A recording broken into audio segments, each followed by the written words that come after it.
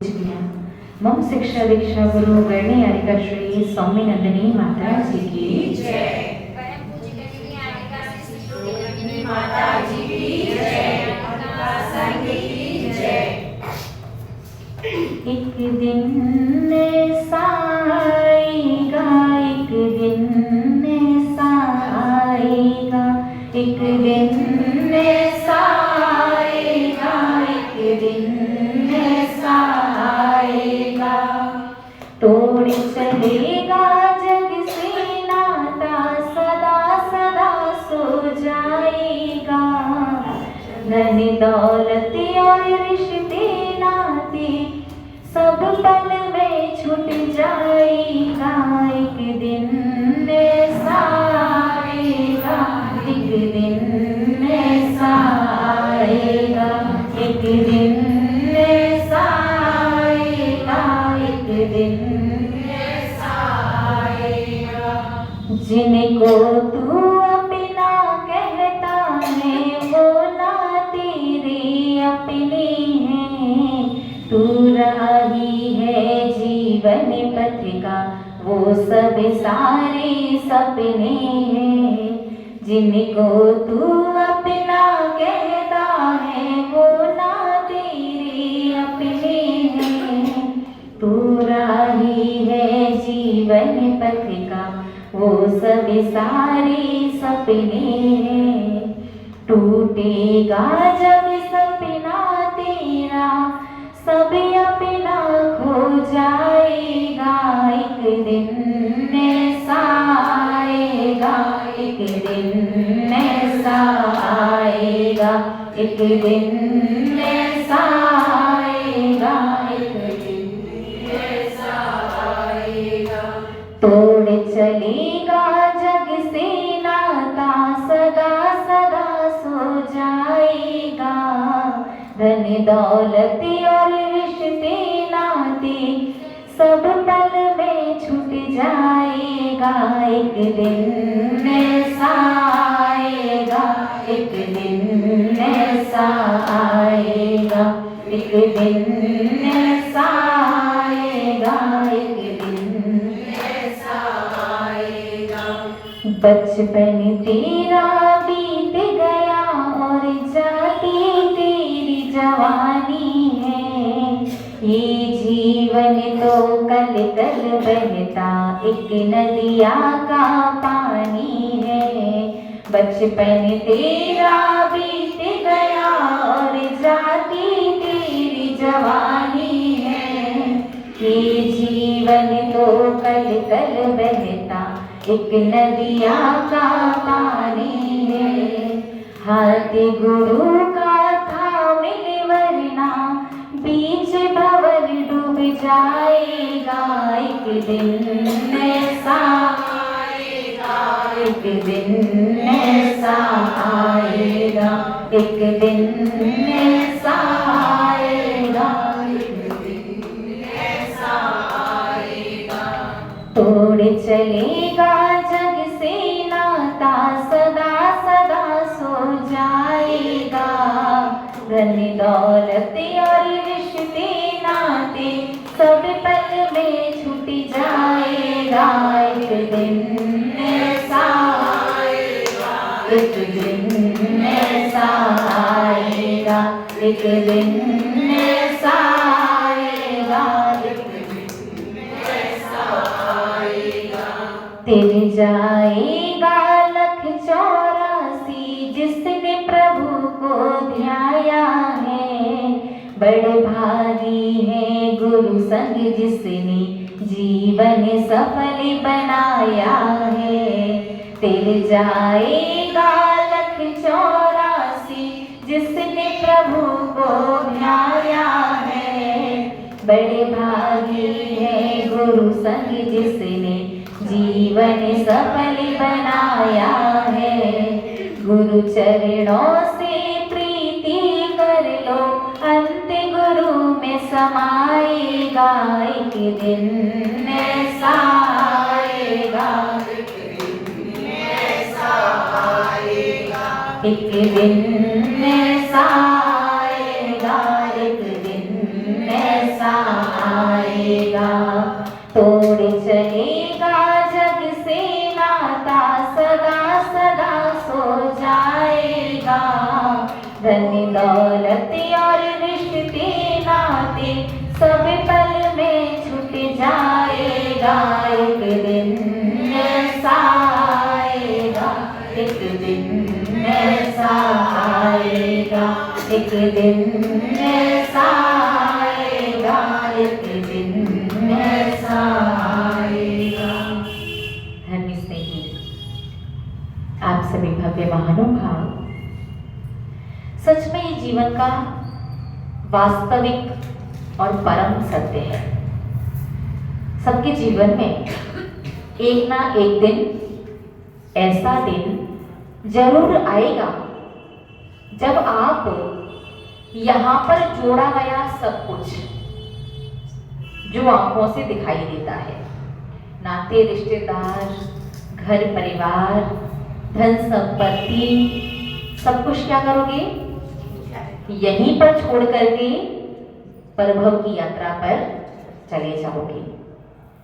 दुनिया कहती है कि मुट्ठी बांधे आया था और हाथ पसारे जाएगा।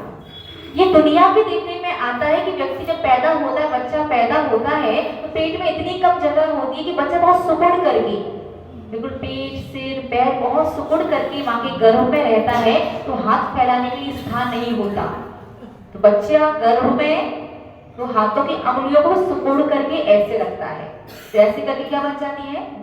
मुट्ठी बन जाती है। और जब संसार से जाता है, सारे बदन ढीले हो जाते हैं, तो दोनों हाथ स्वतः ऐसे खुल जाते हैं। संसारी प्राणी कहता है हाथ पसारे गया। सिर्फ हाथ पसारे ही नहीं जाता, ये जीव यहाँ पर जोड़ा गया सब कुछ यही छोड़ जाता है, लेकिन किए गए अपने शुभ अशुभ कर्म अपने साथ परभव में साथ लेके जाता है। क्या साथ लेके जाता है? अपने शुभ अशुभ कर्म अपने साथ लेकर के जाता है। धर्म स्नेही महानुभाव, संध्या के समय हम सभी लोग यही समझने का प्रयास कर रहे हैं कि धर्म के बारे में कुछ तो ऐसा वास्तविक और कुछ ऐसा सरल सा जान सकें, समझ सकें, जिससे जब हम संसार से जाएं तो अशुभ कम और शुभ ज्यादा लेकर के जाएं। तो कल जो प्रश्न छोड़े थे उन्हीं प्रश्नों से शुरुआत करें, फिर कुछ और सुनाते पहले मैं प्रश्नों से शुरुआत करें।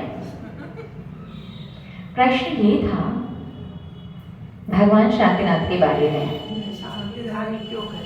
हाँ, कि जीवन में शुभ का प्रसंग है या अशुभ का, अच्छा चल रहा है या बुरा, सफलता है या विफलता, हर एक परिस्थिति में सबसे पहले यदि कोई विधान याद आता है, वो विधान है शांतिनाथ विधान। तो कई बार मन में प्रश्न आता है शांतिनाथ विधान ही क्यों? तो उसके विषय में दो प्रसंग दृष्टिगोचर होते हैं। पहला प्रसंग तो कल बता दिया था कि भगवान शांतिनाथ से लेकर के भगवान महावीर स्वामी तक धर्म का विच्छेद नहीं हुआ था। लेकिन दूसरा और महत्वपूर्ण बात, 24 तीर्थंकर में, तीर्थंकर 24 है ना, 24 तीर्थंकर में एकमात्र भगवान शांतिनाथ ही ऐसे हैं जिनका एक भव नहीं 10 भव से ऐसा पुण्य चला कि 10 भव तक उनके कभी सिर में भी जरा सा दर्द नहीं हुआ। क्या 10 भव तक उन्हें जरा सी तकलीफ भी नहीं हुई, जबकि उसके भगवान शांतिनाथ के अलावा 23 तीर्थंकर जो हैं उन सबके पूर्व भवों में सभी तीर्थंकरों ने कष्ट, तकलीफ, अशुभ पाप कर्म के उदय को सहन किया। तीसरे भव पहले तक तीर्थंकर भगवान तीसरे भव में तीर्थंकर प्रकृति का बंद करते हैं। एक भगवों होता है जिसमें बंद किया है, दूसरा भाव देव पर्याय का या नरक गति का हो जाता है, और तीसरा भाव मनुष्य पर्याय में आकर के मोक्ष। क्योंकि तीर्थंकर प्रकृति 3 भव से ज्यादा नहीं चलती। आप लोगों को लगता है कि भगवान महावीर स्वामी का जीव सिंह की पर्याय से तीर्थंकर प्रकृति बांध के आया था। सिंह की पर्याय में उनका सब कुछ कर्म कहे, बुद्धि कहे, पलट गया। कर्म भी पलटा और बुद्धि भी पलट गई। सिंह की पर्याय में 10 भाव पहले थे, ये तीर्थंकर प्रकृति का बंध तो तीसरे भाव में किया था। बात समझ में आई? क्योंकि तीर्थंकर प्रकृति 3 भाव से ज्यादा नहीं चलती। प्रत्येक तीर्थंकर का 3 भाव पहले के जीवन को भावों को देखें, उन्हें कष्ट, तकलीफ और अपने कर्मों का फल प्राप्त किया है। एकमात्र शांतिनाथ भगवान ऐसे हुए हैं जिन्होंने एक नहीं कई भावों तक लगातार जरा सी भी तकलीफ की अनुभूति नहीं की। तो आखिरकार उन्होंने ऐसा कौन सा शुभ कार्य किया? आप लोग जानते क्या भगवान शांतिनाथ के बारे में? तो चलिए, आज संयोग से बुधवार भी है, मन तो किसी भी दिन समझ, अपना ऐसा नहीं है कि बुधवार को ही शांतिनाथ के बारे में जानेंगे। वो तो संयोग आज ऐसा बैठा है। तो यदि आप लोग इच्छुक हैं तो भगवान शांतिनाथ के बारे में जान लेते हैं। भगवान शांतिनाथ का जीवन जब कई भाव पहले एक हाथी की पर्याय में था, उस समय जंगल में आग लग गई। और हम लोग जानते हैं जंगल की आग पर काबू आसानी से नहीं पाया जा सकता। बहुत मुश्किल होता है जंगल की आग को बुझाना। जंगल की आग में तो पानी भी डालो ना तो वो डीजल पेट्रोल का काम करता है। बहुत मुश्किल से आग बुझती है। जरा सा पानी डीजल पेट्रोल का काम करेगा। बहुत बड़ी मात्रा में लगातार पानी डालते रहो, तब 2-3-4 दिनों में वो जाकर के, हफ्तों में जाकर के आग पर काबू पाया जा सकता है। भगवान शांतिनाथ का जीव जब हाथी की पर्याय में था, उस समय उस जंगल में आग लग गई। अब आप देखो, उस हाथी के जीव को कुछ नहीं पता, लेकिन उसके अंदर स्वतः ना तो वो कोई शास्त्र पढ़ने गया, ना वो किसी साधु संतों के पास उपदेश सुनने गया, ना उसे बचपन से धर्म के संस्कार दिए गए। उसके अंदर से स्वतः ऐसे परिणाम हुए कि इस अग्नि में तो पूरे जंगल के जीव जल करके नष्ट हो जाएंगे, मृत्यु को प्राप्त हो जाएंगे। हाथी गया, क्योंकि विशाल और ताकतवर होता है, उसने बहुत बड़े स्थान के पेड़ अपने सूंड से उखाड़ करके फेंक दिए। एक बहुत बड़ा समतल मैदान तो समझते हैं ना? मैदान नहीं समझते? खुला स्थान उसने बना दिया।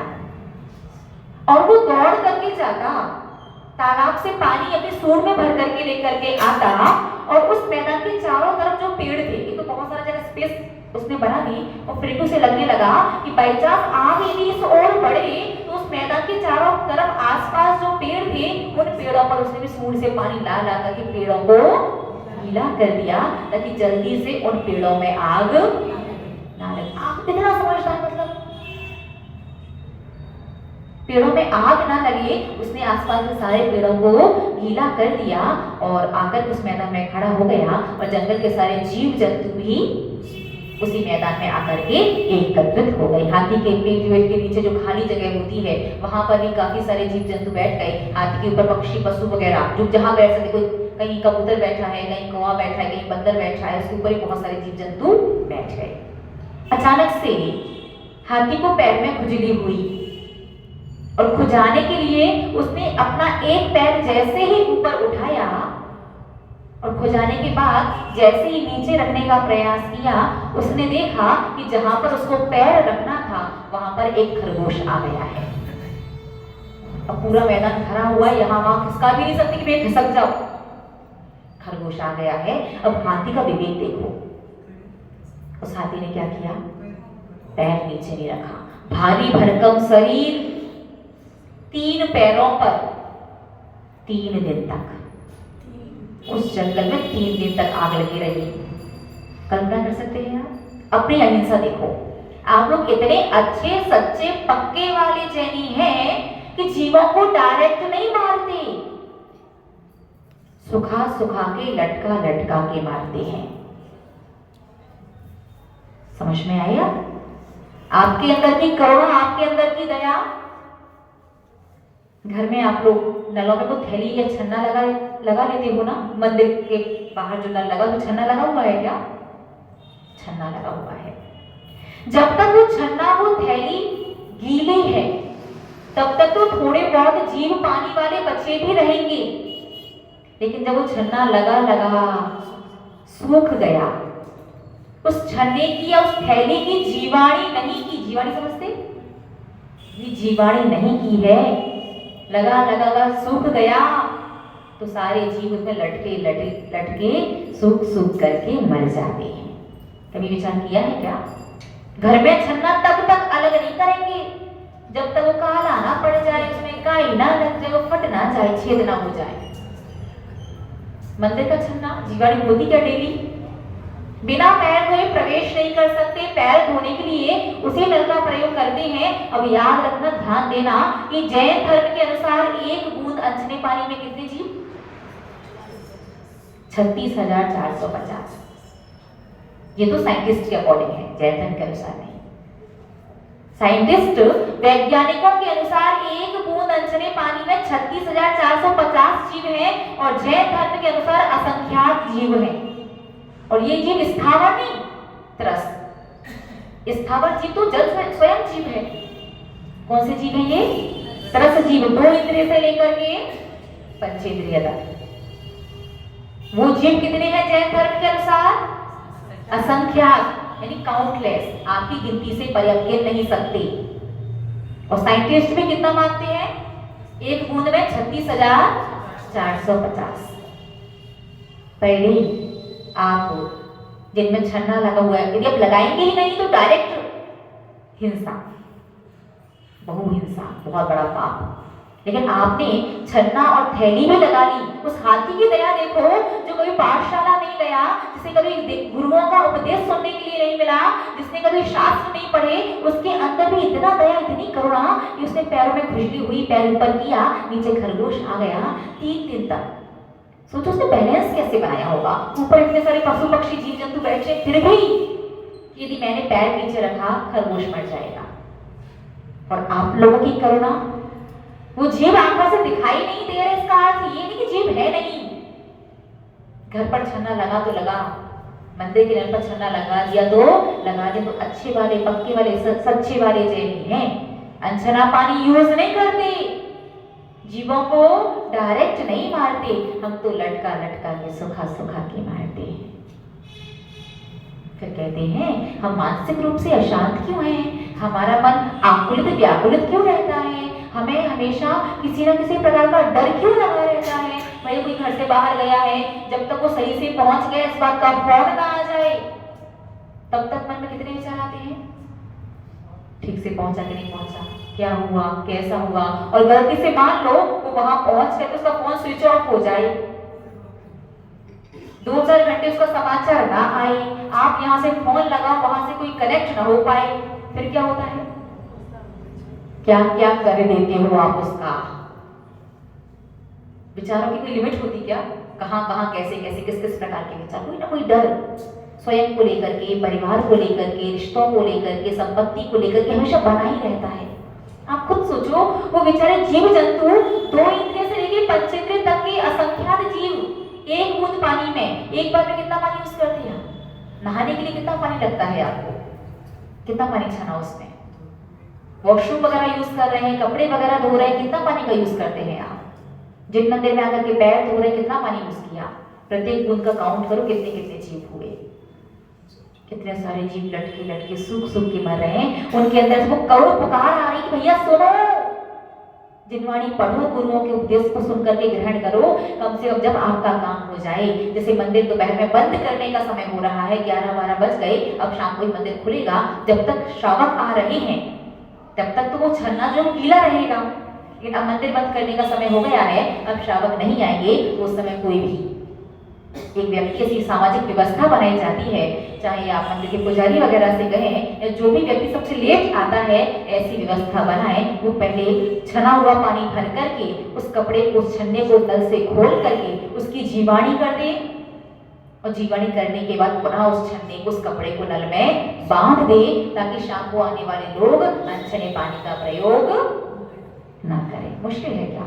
घर में भी ऐसा करो, रात्रि में सोने से पहले, क्योंकि दिन भर तो वॉशरूम वगैरह यूज करोगे, दिन भर तो छन्ना गीला भी रह सकता है, लेकिन जब आपको लगे कि 2-4-6 घंटे अब ये यूज नहीं किया जाएगा नल, या रात्रि में सोने से पहले छना पानी भर करके उस कपड़े की जीवाणी कर दीजिए और उसके बाद पुनः उस कपड़े को उस नल में बांध दीजिए, ताकि सुबह जैसे उठ करके कोई भी नल को यूज करे तो अनछने पानी का प्रयोग ना करे। बात समझ में आई कि नहीं आई? बोलिए ना, समझ में आई ना? आपका धर्म, आपकी अहिंसा, आपकी करुणा, आपकी दया इस प्रकार की है कि वो असंख्य जीव उसमें लटके लटके तड़प रहे हैं, चिल्ला रहे हैं, सूख करके मृत्यु को प्राप्त हो रहे हैं। और आपका जीवन अभी तक कितने वर्ष व्यतीत हो चुके? एक क्षण के लिए भी कभी मन में विकल्प नहीं आया कि ये 2 इंद्रिय से लेकर 5 इंद्रिय तक के जीवों का एक साथ हम इतना घात कर रहे हैं और हमें तो टैग चाहिए बस। कोई हमें क्या टैग दे दे कि हम बहुत बड़े धर्मात्मा, हम भगवान के गुरुओं के बहुत बड़े भक्त, हम बहुत बड़े दानी। टैग से कुछ नहीं होता। संसार में बड़े बड़े दानवीर, बड़े बड़े शूरवीर, बड़े बड़े धर्मात्मा अपने अपने कर्मों के अनुसार आगे गतियों में चले गए और आप भी अपने कर्मों के अनुसार फल भोगने जाएंगे। लेकिन ध्यान रखो, यथासंभव, वैसे तो पहले के समय ऐसा हुआ करता था कि कुएं का पानी ही हर चीज में प्रयोग किया जाता था, कि जहाँ का पानी है जीवाणी उसी जल में जानी चाहिए, तभी पूर्णतया जीव सुरक्षित रह सकते हैं। लेकिन अभी ऐसी व्यवस्था नहीं है, तो कम से कम फिर भी जल की जीवाणी जल में भी जाएगी तो कुछ ना कुछ जीव सुरक्षित तो रह ही जाएंगे। आपकी तरफ से कम प्रमाद करने का दोष नहीं लगेगा। तो जब भगवान शांतिनाथ का जीव हाथी के पर्याय में था, उस हाथी की करुणा, उसकी दया को देखिए। 3 दिन तक जंगल में आग लगी रही, 3 दिन तक वो हाथी 3 पैरों पर खड़ा रहा। जब जंगल की आग शांत हुई, सारे पशु पक्षी तो पुनः जंगल में लौट गए। ये हाथी ने जब अपना चौथा पैर नीचे रखने का प्रयास किया, डिसबैलेंस हो गया। ये बहुत भारी भरकम शरीर रहता है ना, धीरे धीरे उसका पैर बहुत अकड़ गया। खुद सोचो, आप एक 10 ग्राम के पानी के गिलास को एक बार ऐसे पकड़ लो हाथ में, 10 मिनट आप पकड़े रह सकते हो। 10 मिनट के बाद वो 10 ग्राम 100 ग्राम का पानी का गिलास भी आपको पर्वत जैसा भारी लगेगा कि अब तो भैया हाथ नीचे करो, पॉसिबल नहीं कर पा रहे हैं। बस समझ में आ रही है? तो उस हाथी का पूरा शरीर में कितना वजन होता है।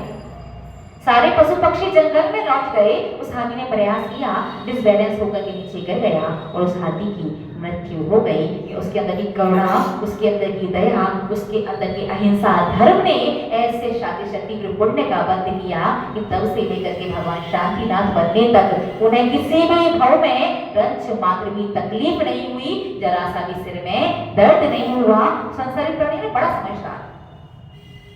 यूं तो कि नहीं वो तीर्थंकर का कोई भी विधान कीजिए, सारे विधान, सारे अनुष्ठान, जैन धर्म के जितने भी अनुष्ठान हैं, सब विशेष फलदायी भी होते हैं। लेकिन फिर भी भगवान शांतिनाथ ने, क्योंकि कई भव तक जरा सी भी कष्ट तकलीफ सहन नहीं किया था और उनसे लेकर के भगवान महावीर तक भी धर्म का विक्षेप नहीं हुआ था। तो जब भी हमारे जीवन में कोई भी हंसी खुशी का, आनंद का प्रसंग होता है या विपत्ति या संकट का समय होता है, तो इसलिए संसारी प्राणी सबसे पहले भगवान शांतिनाथ को याद करता है कि हे भगवान, जैसे आपके इतने सारे भव आनंद में व्यतीत हुए थे, हे भगवान, जिस प्रकार से आपसे लेकर के भगवान महावीर तक धर्म की परंपरा निर्विक्षेप रूप से, बिना विक्षेप हुए, निरंतर निर्बाध रूप से चली थी, ऐसे मैं भी चाहता हूँ कि मेरे जीवन में आपकी आराधना के माध्यम से शांति निरंतर रूप से बनी रहे, बिना बीच में ब्रेक हुए। ऐसा नहीं कि सुबह शांति, दोपहर में अशांति, एक कार्य में शांति, दूसरे कार्य में अशांति, ऐसा नहीं। आपकी भक्ति से मेरा ये भव भी मंगल में हो और आगे आने वाले भव भी आनंद में और सुगति में हो। इस प्रकार से संसारी प्राणी भाव रूप से समझता सब कुछ है, भले शास्त्रों को नहीं पढ़ा हो या स्मृति में ना हो, किसी न किसी भव में आपने शायद ये कहानी सुनी होगी, पढ़ी होगी, जानी होगी, वो संस्कार आप इस भव में लेकर के आए हो। इसीलिए दौड़े छूटे सबसे पहले किस विधान की ओर भागे? शांतिनाथ विधान। उसका एक उद्देश्य ये भी है कि इतने भवों तक उनका जीवन आनंद में मंगल में रहा था, तो ये कामना ये भी की जाती है, भगवान जब जीवन आनंद मंगल में रहेगा, उसमें संकट और विकल्प कम होंगे, हम अच्छे से धर्म कर पाएंगे। बात समझ में आई? और शांति धारा, जो अभिषेक के बाद जो धारा होती है, उसमें मुख्यतः यहाँ किनका नाम आता है? भगवान पार्श्वनाथ का। धारा का नाम शांति धारा और नाम भगवान पार्श्वनाथ का। क्यों? कभी सोचा क्या आपने? क्योंकि वैसे तो तीर्थंकर पर मुनि अवस्था में भी उपसर्ग नहीं होते, लेकिन इस हुंडाव सर्पणी काल की वजह से 24 में से 3 तीर्थंकरों पर उपसर्ग हुए। 3 तीर्थंकर कौन कौन से? भगवान सुपार्श्वनाथ, भगवान पार्श्वनाथ और भगवान महावीर स्वामी। 3 तीर्थंकरों पर उपसर्ग हुए और 3 तीर्थंकरों में सबसे ज्यादा उपसर्ग भगवान पार्श्वनाथ पर 7 दिन तक लगातार। सोचो, एक दिन पूरे 24 घंटे पत्थर की शिलाएं उनके ऊपर बरसी। इतना सा कोई कंकड़ आपको उठाकर कैसे फेंक के मारे, क्या होता है? बोलिए ना, चोट भी लगेगी और रिएक्शन क्या होगा आपका? तकलीफ समझ सकते? जरा सा टुकड़ा, थोड़ा सा कंकड़ आकर के लगा तो आपको चोट लग जाती है।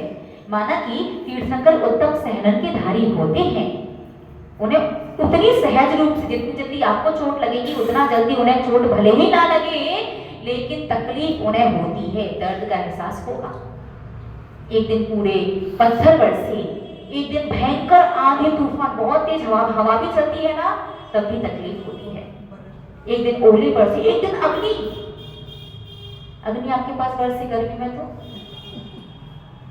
कल्पना कर सकते हैं 7 दिन अलग अलग चीज उनके ऊपर उपसर्ग आया।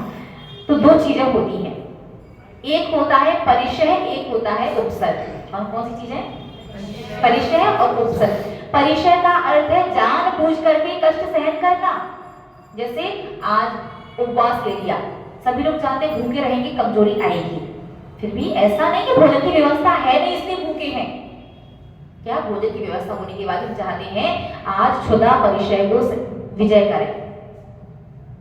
मच्छर है बहुत सारे, फिर भी बिना मच्छरदानी वगैरह लगाए, बिना पंखा वगैरह चलाए वहां जाकर के बैठ गए, एक जाप वहां लगा करके आएंगे।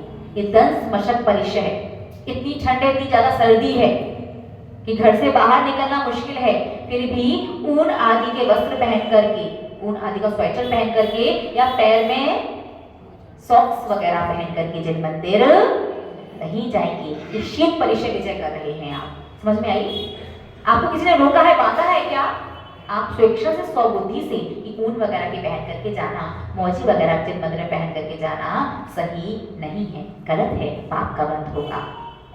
एक होता है परिचय, जानबूझ करके स्वेच्छा से कष्ट तकलीफ को सहन करना।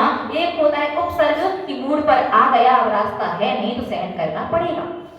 जैसे कई बार यात्रा करते समय ऐसी जगह पहुंच जाते हैं कि सुबह से शाम हो जाती है, भोजन तो छोड़ो पानी की व्यवस्था भी नहीं होती। कई बार ऐसा हो जाता है ना, 4-4, 6-6 घंटे निकल गए, बहुत जोर की प्यास लगी है, पानी की व्यवस्था ही नहीं है। अब आपका ये पूरा दिन भूखा प्यासा रहना उपवास में भी नहीं आएगा और कुछ मिला भी नहीं।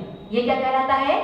उपसर्ग कि मूड पर आ गया, अब सहन करने के अलावा ऑप्शन नहीं है। तो भगवान पार्श्वनाथ पर सबसे ज्यादा उपसर्ग हुआ था और उन्होंने उपसर्ग को विजय किया था। तो शांति धारा में मुख्यतया जो भगवान पार्श्वनाथ का नाम लिया जाता है उसका एक रीजन ये भी है, जिस प्रकार से भगवान पार्श्वनाथ के ऊपर उपसर्ग आया और उन्होंने उपसर्ग को विजय किया, उसी प्रकार हे प्रभु परमात्मा, हम सभी संसारी प्राणी हैं और हम सभी संसारी प्राणी जानबूझ करके तो कष्ट सहन नहीं करते, कि जब मूड पर आ जाए तो हम आपकी आराधना करके बस इतना चाहते हैं कि उतना ही आए जितना हम सहन कर सकें और सहन करके हम उस पर आपकी तरह विजय प्राप्त करें। इस उद्देश्य के साथ मुख्यतया भगवान पार्श्वनाथ का नाम शांति धारा में लिया जाता है। बात समझ में आई? जैसे उपसर्ग ने जीता, वे संसारी बड़े जानबूझ के भूखा नहीं रहता, एक तो से एक उपवास करना है। तो उपवास को छोड़ो। यदि किसी को ये पता हो कि कल मेरा नमक का त्याग है तो उसके सिर में दर्द आज से होना शुरू हो जाता है। यदि ये पता हो कि कल व्रत है, कल चाय नहीं मिलेगी तो सिर आज से घूमने लगता है। होता कि नहीं होता? व्रत कल से शुरू होगा, व्रत का असर कल से शुरू होगा, लेकिन साइड इफेक्ट्स उसके आज से दिखाई देने लग जाते हैं। तो परिश्रम तो सहन करता नहीं संसारी प्राणी, लेकिन यदि कोई दिन ऐसा आ जाए जिस दिन चाय नसीब ही ना हो, दूध में कुछ गिर जाए, कहीं से दूध मिले ना, दूध वाला पाउडर भी ना हो, फिर बिना चाय के रहेंगे तो तकलीफ कम होती है। होती तो तब भी है, लेकिन अगर ना अब दूध पर आ गया, दूध है ही नहीं, अच्छा पानी की कली चाय बना लेते हैं फिर, चाय पत्ती और चीनी डाल करके, है ना। बहुत सारे विकल्प हैं श्रावक के पास। तो भगवान पार्श्वनाथ का नाम मुख्यतः इसलिए लिया जाता है, भगवान परीक्षा तो सहन कर नहीं रहे, उपसर्ग आ गया है, सहन करेंगे तो उतना ही आए जितना हम सहन कर सकें और उस पर विजय प्राप्त कर सकें। इस उद्देश्य से शांति धारा में मुख्यतः भगवान पार्श्वनाथ का नाम लिया जाता है। आपका स्वयं पूर्णता की ओर है। जैसा कि आज आपके समाज के मंत्री जी ने एक समाचार हमें ऊपर दिया कि आचार्य भगवंत सुनील सागर जी महाराज की मंगल प्रेरणा से किसनगढ़ समाज की ओर से, वहाँ भैया लोग हैं क्या? हाँ, आप आ जाइए, एक बार अच्छे से परिचय करा पाएंगे, आप आ जाइए। ये कोई भावना व्यक्त करना चाहते हैं आप उसे समझिएगा, और यदि वो धर्म प्रभावना रख है तो वहाँ उसमें प्रतिष्ठित प्रतिमा है, आप उसके दर्शन वगैरह करके पुण्यार्जन वगैरह कर सकते हैं। तो डिटेल पूरी आपको भैया बता रहे हैं, एक बार ध्यान से समझ लीजिए। उसी में भगवान शांतिनाथ से लेकर के भगवान महावीर स्वामी तक धर्म का विक्षेप नहीं हुआ था, वैसे ही बिना विक्षेप हुए हमारे जीवन में निरंतर शांति आए। इस विचार को शांति धारा कहते हैं।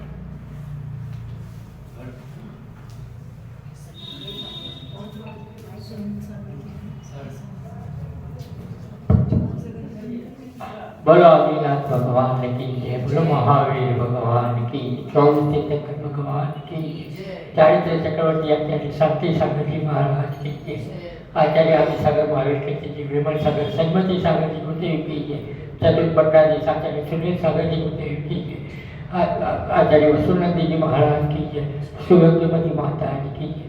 ये रथ कारिका संघ जी है, ये रथ भगवान महावीर के 2550वें निर्वाण महोत्सव के उपलक्ष्य में आचार्य सुनील सागर जी की प्रेरणा से जयपुर से नवंबर 2022 में उनका चातुर्मास था, तब से निकला हुआ है, और पूरे भारत भर में भगवान महावीर के 2550वें निर्वाण महोत्सव की प्रभावना हेतु 2 साल से लगातार 45,000 किलोमीटर और 14 राज्य के 15 राज्य में गांव घूम रहा है और प्रवर्तन कर रहा है, और हर जगह जय जैन सभी को दर्शन का लाभ देना और हर मंदिर जाके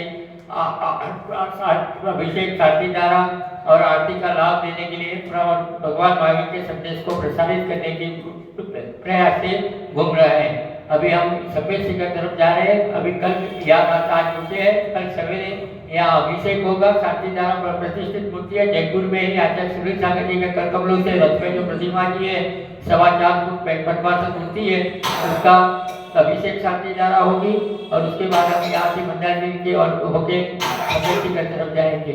सवेरे रथ तो एक्चुअल में मंदिर तक लाने की प्रयास था, लेकिन मंदिर रथ की हाइट बहुत ज़्यादा है, तो यहाँ की रस्ते पे ही खड़ा रख के अपन अभिषेक करेंगे। जो भी श्रावण साइड आपके मंदिर में जब अभिषेक हो जाएगा, उसके बाद अपन अभिषेक शांति धारा ज़्यादा टाइम नहीं लेंगे, आधा घंटे में उसका कार्यक्रम समापन करेंगे, क्योंकि रोड पे ट्रैफिक भी जाम होगा। तो इस वजह से सवेरे अभिषेक करके फिर हम यहाँ से प्रवर्तन करेंगे। बोल महावीर भगवान की जय। इतनी विश्वास पद्मासन जो प्रतिमा है, एक बार आप लोग जाके दर्शन जरूर कीजिएगा वहाँ के, ठीक है? चिन्हवाड़ी स्तुति एक प्रश्न पूछ लेते हैं ना।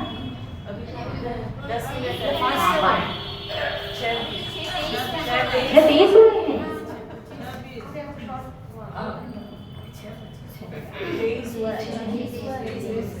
हेलो, वंदनीय माता जी के चरणों में वंदना।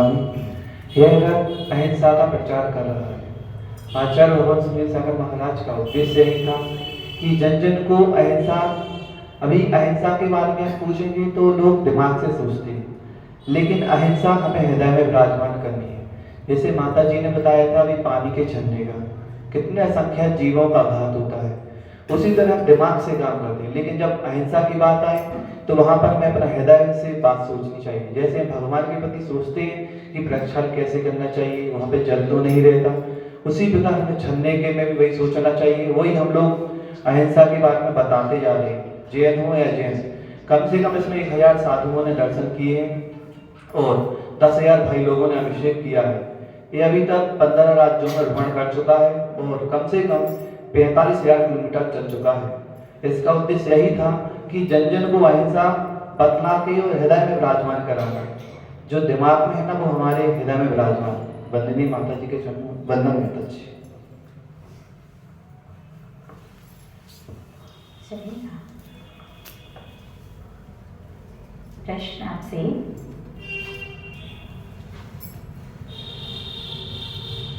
वे कौन थे जिन्हें 1 वर्ष तक केवल ज्ञान प्राप्त नहीं हुआ था और भाई के नमस्कार करते ही केवल ज्ञान की प्राप्ति हुई?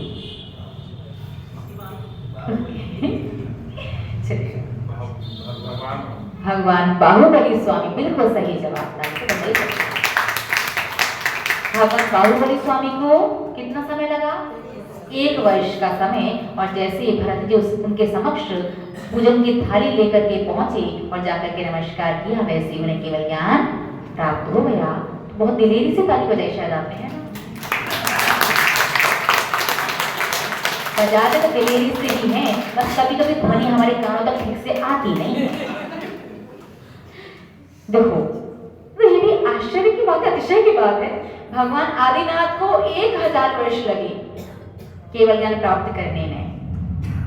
उन्हीं के पुत्र कामदेव को 1 वर्ष और उन्हीं के पुत्र चक्रवर्ती को अंतर्मुख।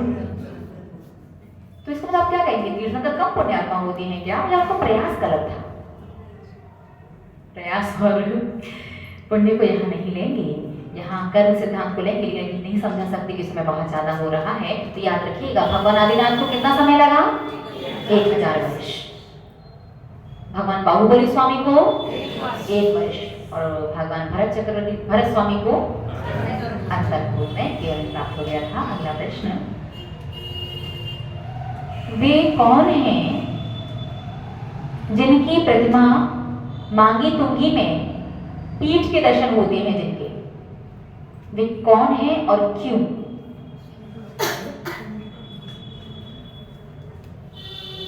मांगी तुंगी में कितने कम लोग गए हैं? क्या मांगी तुंगी नहीं गए क्या आप लोग? चलिए भैया बता दीजिए। कामदेव, कौन से कामदेव हैं? वो मांगी तुंगी से मोक्ष है, वो मोक्ष वो अलग चीज है, लेकिन पीठ वाली प्रतिमा कैसी है?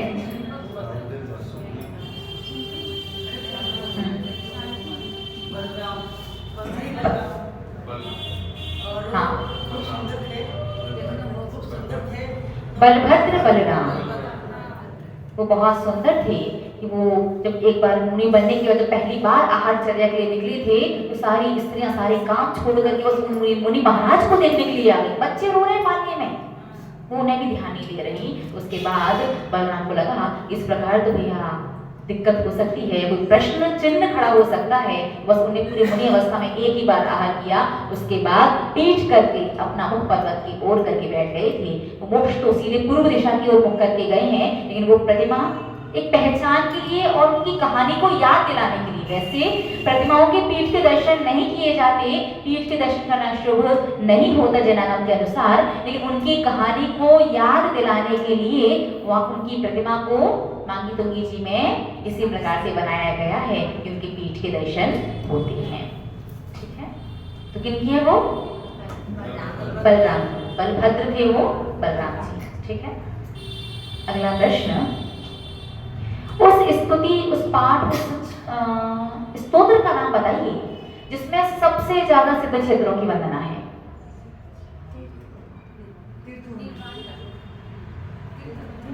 सही जवाब, जवानी के ज्ञान से सूचित ताली बजा दो। निर्वाण कांड, सभी समस्त सिद्ध क्षेत्रों की वंदना उसके अंतर्गत आती है। और आपको ध्यान रखना है, अब यहाँ से जाकर के कहाँ जाना है? घर जाना है, कहीं और जाना है? घर जाना है। फिर भगवान महावीर स्वामी के दर्शन करने कौन जाएगा? कहाँ है रथ? दूर है, अच्छा दूर है, सुबह करेंगे। हाँ ठीक है, तो यहाँ से उठ के कहाँ जाना है? हाँ, अब घर जा सकते हैं। और उसके बाद सुबह यहाँ से प्रस्थान करने से पूर्व एक बार वैष्णव दर्शन करके अवश्य आना है। जावाणी के ज्ञान से सूझे लोकालोक सुवाणी का सत्य सुना दे। ये जनवाणी भारत की दूर चपोले रहे